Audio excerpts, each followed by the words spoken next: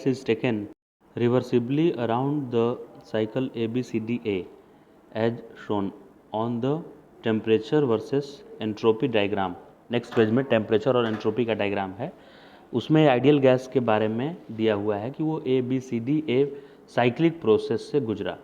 The most appropriate representation of above cycle on internal energy versus volume diagram is 4 different options दिए हुए हैं, तो 1 by 1 करते हैं। ए से बी पहले चलते हैं। तो ए से बी अब जब आप जाएंगे तो आप देख सकते हैं कि एंट्रोपी यहाँ पे क्या है, कांस्टेंट है, टेम्परेचर बढ़ रहा है। चेंज इन एंट्रोपी का फॉर्मूला होता है delta S equal to delta Q, heat कितना दिए या लिए सिस्टम से, अपॉन टेम्परेचर। यहाँ पे आप देख सकते हैं कि डेल्टा एस ज़ीरो होने वाला है क्योंकि एस का वैल्यू कांस्टेंट है ए से बी तक। एस कांस्टेंट है, डेल्टा एस ज़ीरो है, और जबकि टेम्परेचर नॉन ज़ीरो है। ए बी पार्ट में टेम्परेचर का कुछ ना कुछ वैल्यू है और वो बढ़ रहा है। इसका मतलब इस डेल्टा क्यू को ही ज़ीरो होना पड़ेगा, यानी हीट का एक्सचेंज नहीं होगा सिस्टम में, हीट का एक्सचेंज नहीं होगा। क्लियर है इतना बात? अब हीट का एक्सचेंज नहीं हो रहा है तो फर्स्ट लॉ ऑफ थर्मोडाइनमिक्स बोलता है delta Q equal to delta U plus P D V work done, right. अब डेल्टा क्यू हो गया ज़ीरो, तो ये डेल्टा यू इधर आ गया, minus delta U equal to होगा पी डी वी। इतना समझ में आ रहा है? Minus delta U equal to P D V. Okay, ये समझ गए। तो delta U equal to minus P D V, minus को मैं राइट साइड में लेकर चला गया, तो delta U equal to P V equal to n R T से आइडियल गैस इक्वेशन क्या होता है, P V equal to n R T. तो पी डी वी को मैं क्या लिख सकता हूँ, पी डी वी को मैं लिखूँगा, ये दूसरे साइड में एन आर बदलेगा नहीं, जब भी बदलेगा तो टेम्परेचर ही बदल सकता है। तो पी डी वी को यानी प्रेशर और वॉल्यूम के प्रोडक्ट को जिससे मुझे वर्क डन मिलने वाला है उसको हम एन आर डी टी से रिप्लेस कर सकते हैं, क्योंकि इधर टेम्परेचर में ही सिर्फ वेरिएशन हो सकता है राइट साइड में।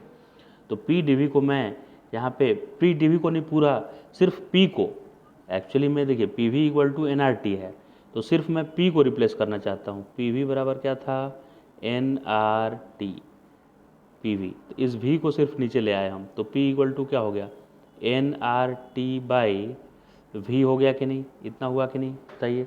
बिल्कुल सर, इतना हो गया। अब P को आप रिप्लेस करिए यहाँ पे, इसको यहाँ पे रखिए आके लाकर, तो जब इसको यहाँ रखे तो P हो गया n R T, n R और टी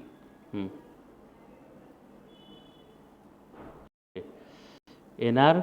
अब टेम्परेचर चूँकि बदल रहा था फर्स्ट ग्राफ में, तो एन आर टी के जगह पर डी टी लिख दिए, टेम्परेचर में वेरिएशन हो रहा है तो, और नीचे वी लिखे, और यहाँ क्या आ गया, डी वी, क्योंकि P D V work done होता है ना, तो D V as it is, और पी को लिख दिया मैं N R D T by V, या N R T by V भी लिख सकते हैं आप। फिर इस डी वी को इस साइड में ले आइए, d U by d V हो गया ये, और d U by d V क्या है, ये स्लोप है internal energy versus volume graph का। और ये स्लोप आप देख सकते हैं कि एन आर और किसी पर्टिकुलर टाइम पे टेम्परेचर भी कुछ आएगा, टेम्परेचर तो दिया हुआ है फर्स्ट ग्राफ में ही, तो वॉल्यूम के ये इन्वर्सली प्रोपोर्शनल आ गया, ये क्या है, स्लोप। तो स्लोप जो है ना वो निगेटिव होगा, ये तो हम समझ गए, क्योंकि डी टी पॉजिटिव ही होने वाला है। फर्स्ट फिगर में दिया हुआ है कि टेम्परेचर इंक्रीज कर रहा था ए टू बी पार्ट में, तो डी टी पॉजिटिव ही आएगा। तो निगेटिव लगने का मतलब ये है कि स्लोप निगेटिव आने वाला है, स्लोप क्या आने वाला है, निगेटिव। लेकिन ये भी बात ध्यान रखना है मुझे कि स्लोप ये D V by D T inversely proportional to volume आ चुका है, यानी जैसे जैसे वॉल्यूम बढ़ेगा वैसे वैसे स्लोप कम होगा। मैग्नीट्यूड ऑफ स्लोप की बात कर रहे हैं, वो मैग्नीट्यूड ऑफ स्लोप वैसे वैसे कम होगा, या वॉल्यूम अगर कम होगा तो स्लोप धीरे धीरे बढ़ेगा। इन दोनों ग्राफ में आप देख सकते हैं कि अगर वॉल्यूम कम हो रहा है, इधर जा रहे हैं, पहले ये पूरा हॉरिजॉन्टल जैसा था तो स्लोप कम था, और बाद में वर्टिकल हो रहा है तो स्लोप बढ़ा है, यानी वॉल्यूम कम होने से इधर की तरफ वॉल्यूम कम हो रहा है, स्लोप बढ़ रहा है। जबकि ये दूसरे ग्राफ में देखिए आगे की तरफ ऐसे जा रहे हैं, वॉल्यूम बढ़ रहा है, तो पहले स्लोप कम था, फ्लैट हॉरिजॉन्टल जैसा था, बाद में वर्टिकल जैसा हो रहा है, तो बाद में ये इसका स्लोप बढ़ रहा है। तो वॉल्यूम इंक्रीज करने पे स्लोप इंक्रीज कर रहा है, जो कि गलत है। हमारा वॉल्यूम इंक्रीज करने पे स्लोप कम और वॉल्यूम डिक्रीज करने पे स्लोप बढ़ना चाहिए।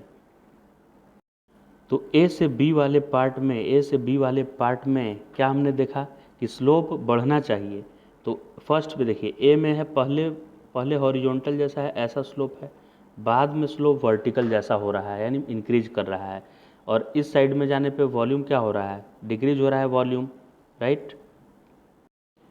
इस साइड में देखिए, इस साइड में जाने से पहले वॉल्यूम जितना भी था, बाद में वो लेफ्ट में ऐसे ग्राफ जा रहा है ए टू बी, यानी वॉल्यूम कम हो रहा है। तो वॉल्यूम कम होने पे स्लोप इंक्रीज किया था, मैग्नीट्यूड ऑफ स्लोप इंक्रीज किया था, तो इसीलिए तो पहले स्लोप कम है और बाद में वर्टिकल हो गया है।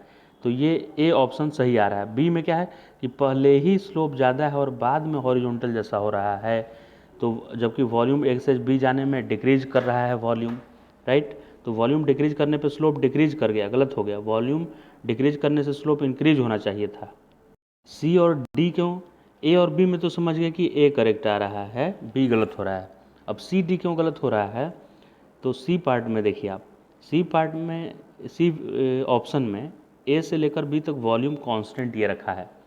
अब मुझे पता है डेल्टा क्यू ज़ीरो आया था क्योंकि एंट्रोपी में चेंज नहीं आया है, तो माइनस डेल्टा यू यानी चेंज इन इंटरनल एनर्जी का negative value he first law of thermodynamics से वर्क डन के बराबर है।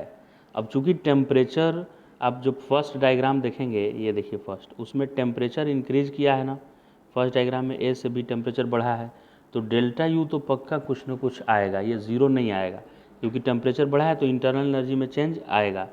अब इंटरनल एनर्जी में ए से बी इसमें भी चेंज आ रहा है, लेकिन इसका वॉल्यूम कांस्टेंट है, ये गलत बात है इसमें, क्योंकि हीट का एक्सचेंज हुआ नहीं और इंटरनल एनर्जी हमको चाहिए ही चाहिए, यानी वर्क डन होगा ही होगा कुछ ना कुछ। और जब वर्क डन कुछ, क्योंकि ये वाला पार्ट ज़ीरो है और ये पार्ट इंक्रीज हो रहा है, तो वो वर्क डन भी उसमें लाना पड़ेगा, इधर निगेटिव वर्क डन हो जाएगा और ये डेल्टा यू होगा ऐसे। तो वर्क डन तो कुछ होगा तभी इंटरनल एनर्जी में चेंज आएगा ना, इंटरनल एनर्जी में first, otherwise first law of thermodynamics गलत हो जाएगा। फर्स्ट लॉ ऑफ थर्मोडायनेमिक्स क्या बोलता है कि हीट जितना आप देंगे उससे इंटरनल एनर्जी में चेंज आएगा प्लस वर्क डन होगा, तो ये जीरो है, तो यानी डेल्टा यू जो आया है वो वर्क डन करने से आया है, सिस्टम को कोई दबाया होगा, सिस्टम पे कोई फोर्स लगाया होगा, यानी वर्क डन किया होगा सिस्टम के ऊपर, तभी इंटरनल एनर्जी बढ़ा है उसका, क्योंकि हीट तो सप्लाई किए नहीं है, इसलिए वॉल्यूम चेंज होना ही चाहिए। अब इस ऑप्शन में थर्ड में वॉल्यूम कांस्टेंट बना दिया है ये वॉल्यूम एक्सिस के सामने, और डी ऑप्शन में भी इसने वॉल्यूम कांस्टेंट बना दिया है ए से बी जाने समय, एक्स एक्सिस के परपेंडिकुलर लाइन है, यानी वी कांस्टेंट हो गया है। तो सी और डी गलत इसलिए हो गया क्योंकि ए बी पार्ट में इन दोनों में वॉल्यूम कांस्टेंट है, और बी इसलिए गलत हो गया कि बी में स्लोप जैसे जैसे वॉल्यूम कम हो रहा था, इधर आ रहे थे, तो स्लोप इसका कम हो रहा था, माने डायरेक्टली प्रोपोर्शनल हो रहा था, जबकि इन्वर्सली प्रोपोर्शनल है वॉल्यूम के। वॉल्यूम डिक्रीज करने से स्लोप इंक्रीज होना चाहिए, तो पहले स्लोप कम था और बाद में देखिए इंक्रीज हुआ है, इसीलिए फर्स्ट ऑप्शन ही करेक्ट ऑप्शन है इसका। ठीक है, तो मुझे उम्मीद है ये समझ में आ गया होगा।